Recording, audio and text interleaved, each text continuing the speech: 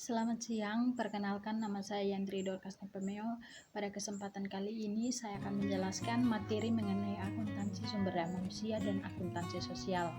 Nah, untuk pengertian akuntansi sumber daya manusia itu menurut beberapa ahli, yaitu yang pertama dari Komite Akuntansi Sumber Daya Manusia, yang mana suatu proses identifikasi dan pengukuran data mengenai sumber daya manusia serta pengkomunikasian informasi ini ke pihak-pihak yang berkepentingan.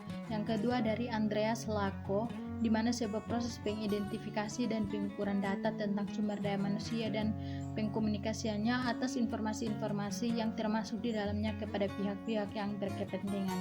Dan yang ketiga dari Brumet Early, di mana akuntansi sumber daya manusia itu meliputi konsep sumber daya manusia sebagai aktiva, penentuan biaya yang diinvestasikan dan hubungannya dengan biaya-biaya hasil pakai, estimasi dan menyediakan ketelitian ekonomi tentang nilai sumber daya manusia dalam organisasi.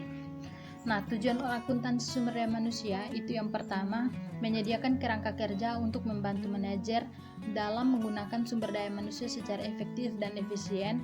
Yang kedua, menyediakan informasi yang dibutuhkan bagi user dalam memperoleh, mengembangkan, menetapkan, mengkonversi, menggunakan, mengevaluasi, dan menghargai sumber daya manusia. Dan yang ketiga adalah untuk menyediakan alat ukur biaya atau cost dan nilai atau value dari manusia bagi organisasi untuk digunakan dalam pengambilan keputusan.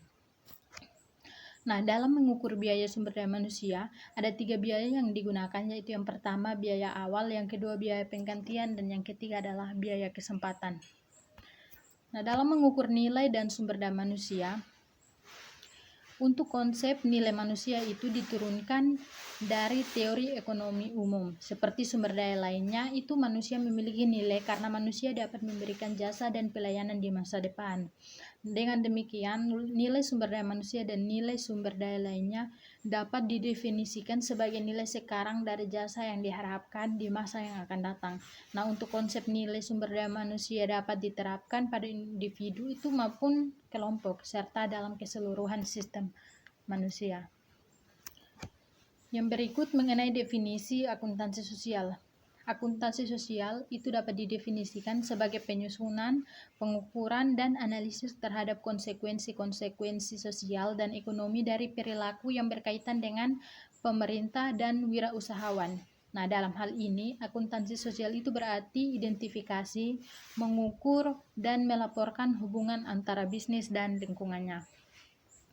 Tujuan akuntansi sosial itu berperan dan menjalankan fungsinya sebagai bahasa bisnis yang mengakomodasi masalah-masalah sosial yang dihadapi oleh perusahaan, sehingga pos-pos biaya sosial yang dikeluarkan kepada masyarakat itu dapat menunjang operasional dan pencapaian tujuan jangka perusahaan.